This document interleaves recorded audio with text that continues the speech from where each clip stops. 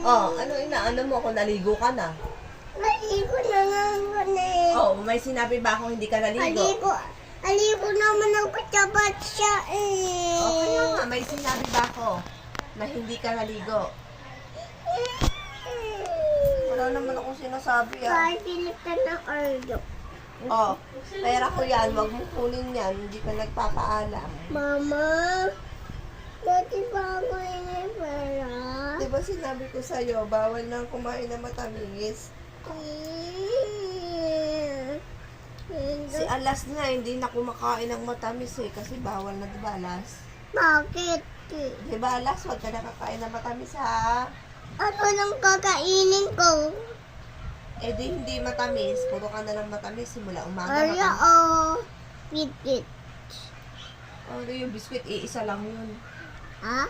Iisa lang yun, te. Akin lang kakin. Ano? Bakit? Eh, ito naman ano yung Oreo. Wag ka na nga kumain ng matamis. Ano yan? Bibig mo ba?